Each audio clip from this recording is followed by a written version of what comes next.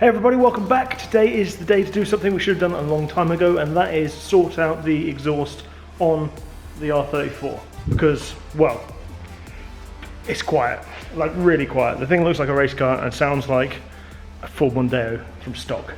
So what we're going to do is I've got a manifold, which I actually bought a long time ago for a NARB S13 project, imported from Australia, and ended up not using it. So I've still got that available, and I actually looked on the website for the company, which I'll put in the link down in the description below, and it's actually designed for an R34 GT Neo engine. So exact RB25, so exactly what we're running in this car. Just by coincidence, I think I bought that 4 years before I've had this car.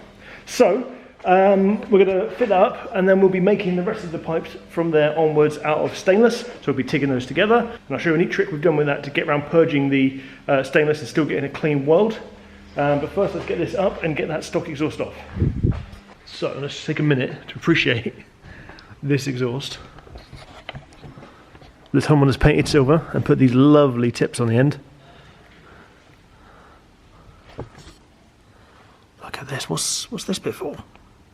What does that do? I kind of want to keep it. I guess it takes up vibration. Another rubber block here. Oh no, that's a metal block. What's that for? Who knows? Casing, more casings, all silver. Scuffed a bits on that one. That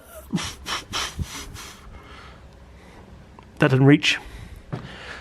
And lots of scuffs on the front here. Lots of battered bits on there. Also, it's a very, very small exhaust. So, what we're going to do is we're going to replace it with this exhaust. Now, I know what you're saying. Rob, other than that manifold, that's not an exhaust. That's just bits of pipe. So what we're going to do is we're going to custom fabricate an exhaust for this vehicle. 2.5 inch all the way through, starting with the manifold, and then fabricate it up from here all the way back. We'll put a resonator in there as well, because as much fun as straight pipe is, I do have to drive this vehicle most days. Also, because it's a naturally aspirated vehicle, there's nothing to quieten it down. So on a turbo vehicle, the turbo itself actually quietens the vehicle down, almost acts like a resonator. So you might have one box. We might need two in this, but we'll start off with one, put that in. If we want to chuck another in at a later date, we can do. That'll be fine. Right, so after taking the standard exhaust heat shield off, which, how many Skylines do you see with those on? Which is this one here. And this beautiful standard exhaust as well. In fact, Nissan, Calsonic, OE Fresh. We've now undone all the bolts for the exhaust manifold as well, so we couldn't get to those without taking the heat shield off.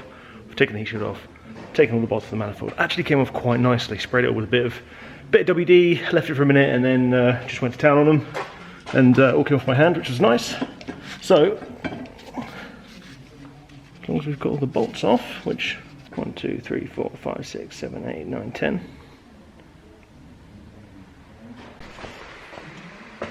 Okay, so now after removing all 12 bolts, we've got a loose manifold. So let's remove this out of here.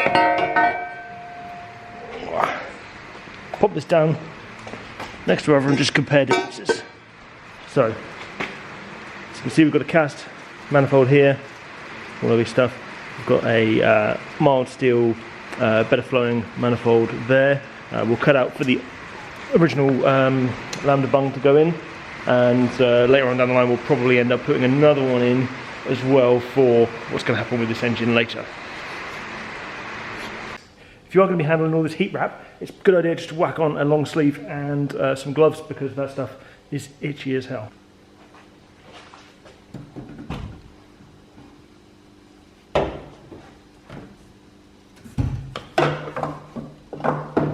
Just a few bolts there to get this thing set in place, and then we can go underneath it and start looking at what we need to do to mock up from there on. So if you're not familiar with the Status Era banners, we've got an FCRX7, an FCRX7, an R32 Skyline, an R32 Skyline, Miata, Miata. Where's my NSX? Okay, so to get these clean welds, we're going to be using this SIF purging flux. If you've ever welded up stainless pipe before, you'll know that most of the time what you'll use is purging gas. So they both work off the same theory, and that is that if there's oxygen behind the weld, it's going to oxidize out really quickly. So with the gas, it fills the tube with the gas so the oxygen can't get to it. With this, it covers it in a flux, a bit like an hot welding stick has flux on, or soldering flux, things like that. So this comes as a powder, and all you do is you mix it up with some methanol. And the idea behind that is you mix it up into a paste, you can apply it onto the area that you want, and the methanol will actually disappear. And that's the point of leaving it for a little bit, is you don't want that methanol to start burning because it will just set fire.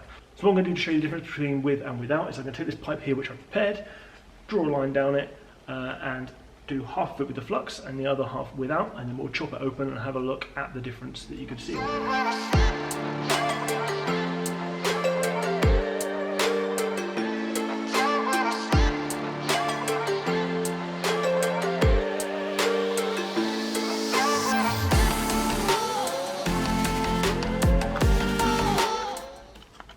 So we've mixed this up to a paste. Now we're just going to pop it on the one side of our welds. So this bottom half here will be with the flux.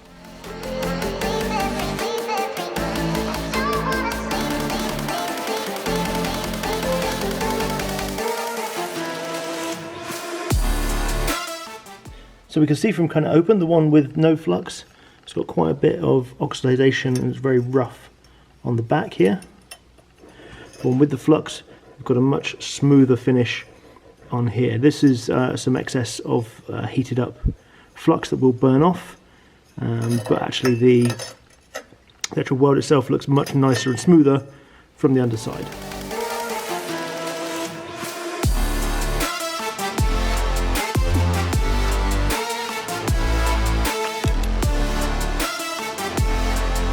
Same piece of tube, same settings, just with and without flux.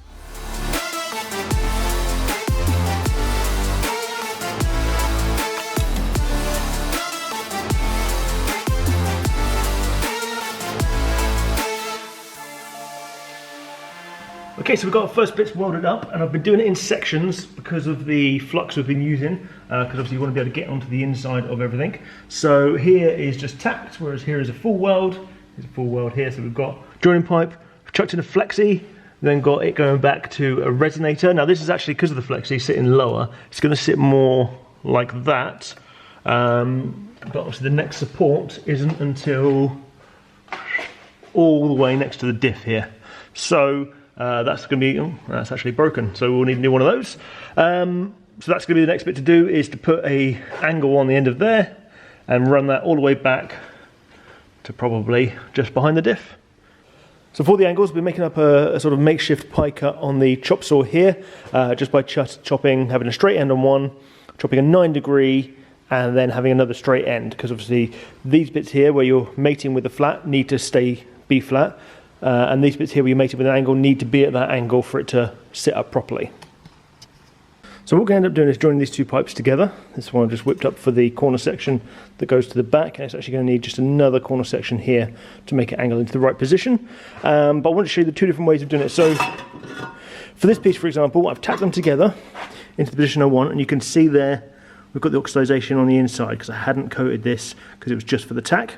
But what I'm going to do now is coat both of these with the flux and then weld, and you won't see that oxidation on the rest of it. For this one here, because the pipes are joined together and you can't get in there from either end, that's the same as what I'm going to do with this one here when it goes on the end here, is I've coated both sides of this with the flux, and then I've tacked it together, and then when I seal it, it's then going to seal up with the flux and with a nice flow. I won't be able to see it, although maybe might get a bit of an angle from there, but it's going to certainly do a lot better than no flux whatsoever. And so I'll crack on with these first, then we'll do that one, then we'll do the two together.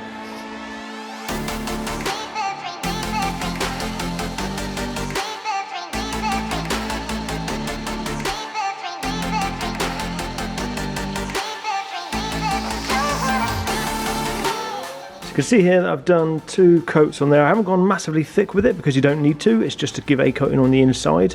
And what I'm going to do now is I'm going to leave that for about 5 minutes or so to dry out, because if you don't, there is ethanol mixed in with this, it's just going to set alight when you start welding it. So you definitely need to let it dry before you apply any heat.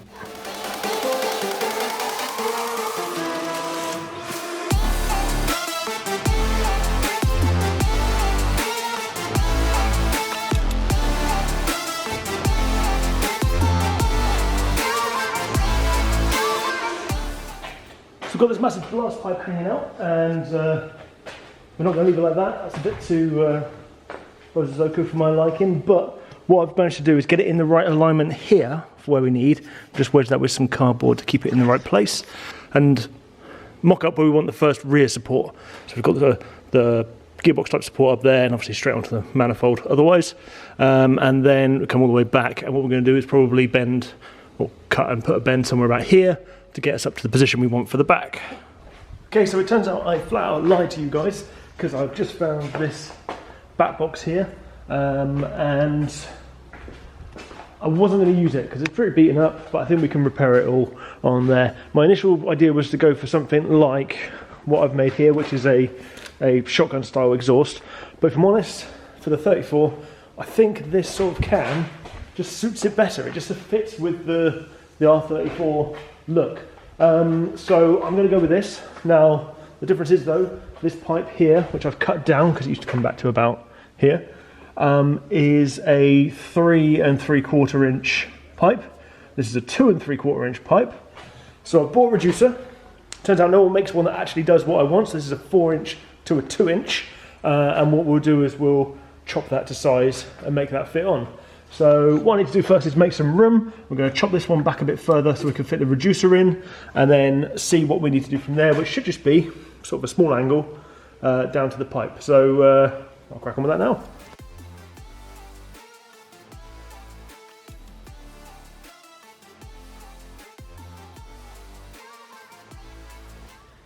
So the reason I want to run a back box is because there's only really this little mid silencer in here, and I think that's going to be pretty damn loud. So, you know, from where I live, I don't want my neighbours to absolutely hate me, because when you get up for drift days or car shows, it's usually 5 AM because I live a mile away from anywhere. So let's see how loud it is. Let's give it a try like this, in this sort of Formula Drift spec, poking straight out from the back of the diff. This will sit slightly over, just in case you're worried it's going to hit the diff, and see how bad it sounds.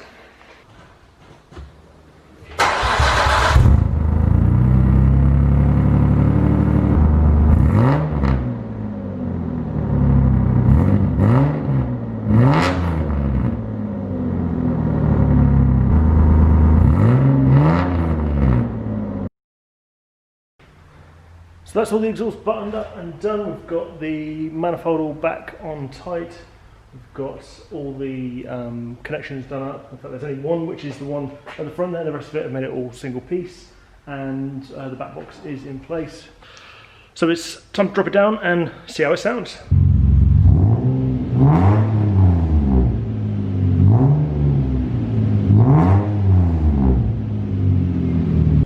It'd probably help it all run better if I fitted the O2 sensor as well, rather than just having a gaping great hole in the side of the exhaust. So let's make sure this fits.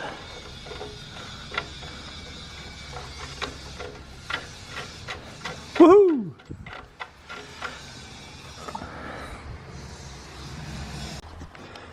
So next up is to swap out these broken ass mounts with some decent, nice polyurethane ones from Exo Racing, link down below, and these will fit nicely with the Skyline bushings as well. So we've got 4 of those to do.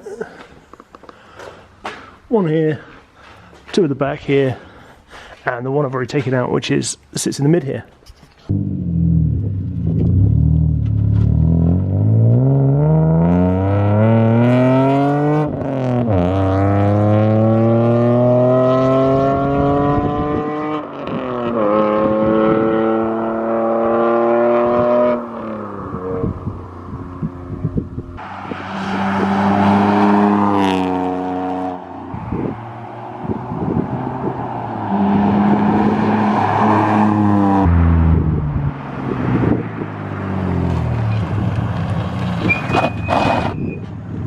Final review on the exhaust is probably that it's way too loud. Every time I pull it out of the drive, my neighbour's car alarm goes off, so he's going to get pretty fed up with that pretty quickly. So what I'm going to do, I'm going to order up a bigger resonator, that mid box we put in, so we just quieten down a bit more. I like the tone of it, I just don't like that loudness, that sharpness of it. So long journeys, that's going to be an absolute ball ache, but maybe I'm just too old, I don't know. That's it for this one, guys. Thank you very much for watching, especially if you made it all the way to the end. Don't forget that we have the 180SX build with the RB8 engine going in. We've got the FC RX7 drift build, and obviously more stuff happening on this 34. So please do hit the like and subscribe buttons, and hit that bell notification if you want to know every time I'm on. Also, you can check out the Instagram. There is also merch available. The build at top is available now on the top link down below. It's always the first link you come to underneath the video. So enjoy, guys. For now, get the hell out of here. Raising the Tobagos, we growing like fresh tomatoes. Them boys on fire, too fuego. We pass it round, hot potato. Everything is nuevo. I'm with my sweetie like Quavo. Need my cheese, need that queso. Need my bread, need that bank.